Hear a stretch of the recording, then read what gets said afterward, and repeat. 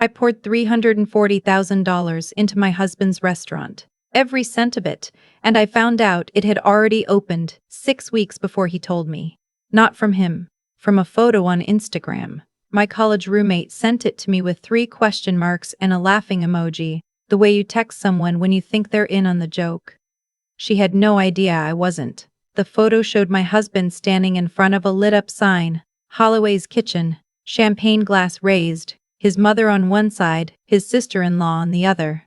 White tablecloths, full dining room. People I'd never met clapping in the background. I sat with my phone in my hand for a long time. I remember the exact moment I decided to stop crying about it. I was sitting on the bathroom floor of our apartment, the apartment I also paid for, and I looked at the grout between the tiles and thought, okay, just that.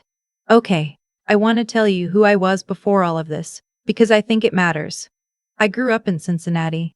My parents weren't rich, but they were the kind of people who paid their bills on time and kept their word, and they raised me to do the same. I put myself through school working night shifts at a hotel front desk, graduated with a finance degree, spent my 20s building a career in commercial real estate that I was genuinely proud of. By the time I was 31, I had savings most people my age didn't have. Not because I was lucky, because I was careful. I met my husband at a friend's dinner party. He was charming the way certain people are charming, the kind that makes you feel like the most interesting person in the room when they're talking to you. He had this dream of opening a farm-to-table restaurant in the neighborhood where he grew up. He talked about it the way people talk about things they actually believe in, and I believed him believing in it. We got married after 2 years. I was 32. He was 35. 6 months into our marriage, the restaurant conversation got serious. He had a location, a concept, a chef he wanted to hire. What he didn't have was the capital. He came to me with a business plan, actual printed documents, a binder, projected revenue, a 5-year outlook. I sat with it for 2 weeks. I asked hard questions. I talked to my own financial advisor, and then I said yes, because he was my husband and I trusted him, and because the plan was genuinely sound. I wired $340,000 into the joint business account we set up together. My money. My savings. My decade of 5 a.m. alarm clocks and skipped vacations and driving a car with 140,000 miles on it because I didn't want to spend money I didn't have to spend. We agreed on everything. I would be a silent partner. He'd handle operations. I wouldn't micromanage the kitchen, but I would be notified of all major decisions. Grand opening included. Obviously. That was the agreement. For the next 18 months, I got updates. Not always detailed ones, but enough. Contractor delays. Permit issues. A new timeline. I asked questions. He had answers. I didn't hover because I didn't think I needed to. He was my husband. Then the Instagram photo. I didn't call him that night. I needed to be sure of what I was looking at, so I did what I do when I need information. I gathered it first. I found the restaurant's social media page. It had been active for 6 weeks. Posts every few days. Photos of the interior, which was beautiful, I'll give him that, dishes, staff introductions, a write-up in a local food blog.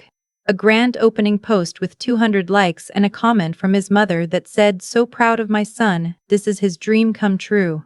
His dream. His mother. His sister-in-law at the ribbon cutting. Me.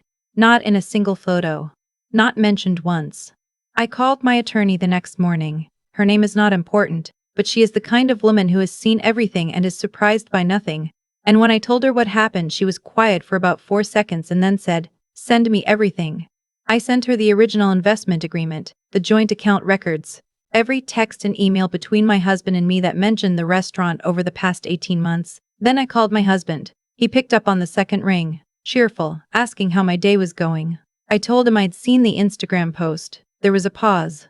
"Oh, yeah, we did a soft opening a few weeks ago. It kind of just happened. Things moved fast." I asked him when the grand opening was. Another pause. Longer this time. The official launch was about 6 weeks ago. I was going to tell you, things were just so hectic. I asked him why I wasn't there. He said the timing was complicated. He said it was a small event, mostly family. He said, And I want you to hear this clearly. He said his mother had suggested they keep it intimate, and that he thought I'd understand. I asked him to define family, since I was under the impression that I was his wife. He didn't have a great answer for that. What he did say, after a lot of stumbling, was that his mother had felt, and he agreed, apparently, that the launch should reflect his vision, and that mixing the personal investor side of things with the celebratory side might complicate the atmosphere. I was the personal investor side of things. I told him I needed a few days to process this. He seemed relieved. He said he understood, that we'd talk when I was ready, that he loved me. I hung up and went back to my spreadsheets. Here's something I learned in commercial real estate. When you want to know the truth about a deal, follow the money. Don't listen to what people say. Look at what they did with the numbers. So I looked. The joint account I'd funded had been partially drained into a secondary account I hadn't known about. Not all of it, he was careful enough for that, but a significant portion. The secondary account had my husband's name on it, and one other name, his sister-in-law's. She was listed as co-owner of Holloway's Kitchen. Not me. Hooray. I sat with that for a minute. I thought about the binder, the 5-year projection, the conversation where he looked me in the eyes and said we're building something together. I called my attorney back. She wasn't surprised. She told me this happened more than people realized. A spouse invests. The other spouse restructures ownership before launch, and by the time the investor finds out, the legal situation is already tangled. She asked me if I had the original investment agreement in both our names. I did. She said, "Good. Then we have something to work with." The next 2 weeks were very quiet on my end. I went to work. I came home. I was polite to my husband at dinner. He seemed to think we were in a rough patch that would smooth over with time, the way some people confuse silence for forgiveness. I was not forgiving him. I was building a case. My attorney filed a civil claim against the restaurant for the unauthorized transfer of invested funds. She also sent a formal letter to his sister-in-law, who I'm told went pale when she read it and immediately called my husband in a panic. I know this because he called me 17 times that afternoon. I let it go to voicemail. When I finally called him back, he was not the charming man from the dinner party. He was scared, and it made him mean the way scared people sometimes get mean. He told me I was overreacting. He told me this was his dream and I was trying to destroy it. He told me his mother always said I cared more about money than about him. I let him finish. Then I told him that the joint account, which still had my name on it, would be frozen pending the legal review. I told him that the apartment lease renewal, which was coming up in 3 weeks, would not be renewed under my name. And I told him that any further contact about the restaurant should go through my attorney. He said I was being vindictive. I said I was being accurate. He went quiet. Then he said, and his voice changed when he said it, got smaller. He said the restaurant was already struggling. The opening had cost more than projected. There were supplier invoices due. He needed access to funds. He needed me to help. And there it was. He didn't invite me to the opening. He had his mother tell him I didn't belong there. He cut me out of ownership and put his sister-in-law's name on the business instead. And now, 6 weeks later, he was calling me to ask for money. I thought about the bathroom floor, the grout between the tiles, the word okay. I told him that I was sorry to hear the restaurant was struggling. I told him that unfortunately per the investment agreement, my financial obligation ended at the initial funding and that any additional capital would need to come from the current ownership, which as we both knew, was him and his sister-in-law. I suggested he ask his mother, since she had such strong opinions about the vision. He said, "That's not fair." I said, "I know." And I hung up.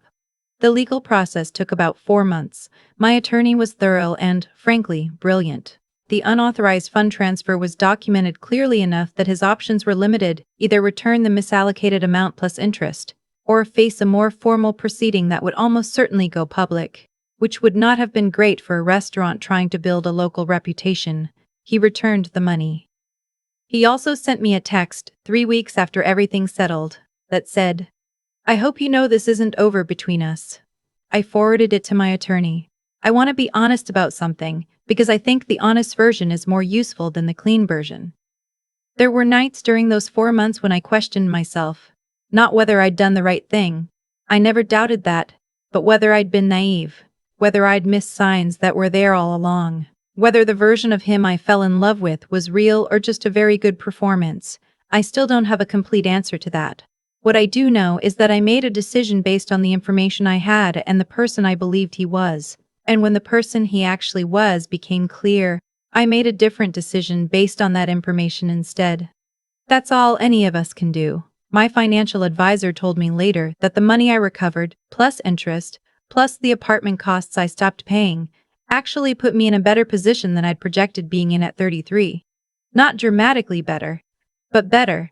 I moved into a one-bedroom across town. It has big windows and a kitchen I actually cook in. I put a plant on the windowsill and I haven't killed it yet. I saw a photo of Holloway's kitchen on social media recently. It's still open, which I'll admit surprised me. The reviews are mixed. Someone in the comments complained about the pricing. Someone else said the service was slow. I didn't leave a comment. There's nothing I need to say to that restaurant anymore. I already said it, and I said it in the language that mattered. My attorney called it a clean resolution. My mother called it a long time coming. My college roommate, the one who sent me the Instagram photo in the first place, called me a few weeks ago to tell me she'd seen my ex-husband at a mutual friend's thing and that he did not look great, and she said it with exactly the energy you'd expect from a college roommate. I told her I hoped he was okay. I meant it, not because I forgave him, but because I'm genuinely done. Done meaning, I don't need him to suffer for me to feel whole. I got what I was owed, legally and financially. And I walked away and I built something quieter and more solid on the other side of it. 34 years old. Better credit than I've ever had. A job I like. A plant I haven't killed. Some days that feels like more than enough. I've thought a lot about what I would tell a younger version of myself if I could. Not to warn her away from him specifically, I'm not sure that would have worked anyway, but to tell her something more useful, something she could actually carry. Here's what I've landed on. Trust is not the same thing as naivety, and protecting yourself is not the same thing as not loving someone. I loved my husband. I genuinely did. And I still drew up an investment agreement, still had an attorney review it, still kept records. Some people in my life thought that was cold. One friend actually said to me, when I first mentioned the paperwork, "Don't you trust him?" And I remember thinking, yes. And that's exactly why the paperwork doesn't bother me. If I trusted him, there was nothing to be afraid of on paper. She was right to ask the question. I just had the wrong answer at the time. The paperwork wasn't a sign I trusted him. It turned out to be the only reason I got my money back. What I've come to understand is that integrity isn't something people perform when things are easy. It's what holds or breaks under pressure. My husband had the kind of character that held together in comfortable circumstances. Good dinners, shared plans, optimistic conversations about the future. The pressure came when $1,340,000 was on the table and his mother had an opinion about who belonged at the ribbon cutting. And under that pressure, the integrity wasn't there. That's not something you can fix by loving someone harder.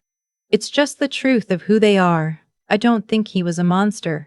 I think he was weak in a way that a lot of people are weak. He wanted the dream more than he wanted to be honest about how he got there. He wanted the restaurant and the opening, and his mother's approval, and my money, and he thought he could have all of it without the accounting. A lot of people think that. They're usually wrong. What I know now is that actions compound. The choices my husband made, small dishonesty layered on top of small dishonesty, built something he couldn't walk back from. Not because I was punishing him, but because that's simply how it works. You cannot build something real on a foundation you constructed dishonestly. Eventually the structure shows the cracks, and on my end, the choices I made, keeping records, staying calm, calling my attorney before I called him back, those compounded too. In my direction. Toward something stable. The resilience part isn't glamorous. It wasn't a moment. It was 4 months of going to work and coming home and trusting that the process would hold. It was not letting his panic become my panic. It was sitting on a bathroom floor one night and deciding that okay was enough to build from.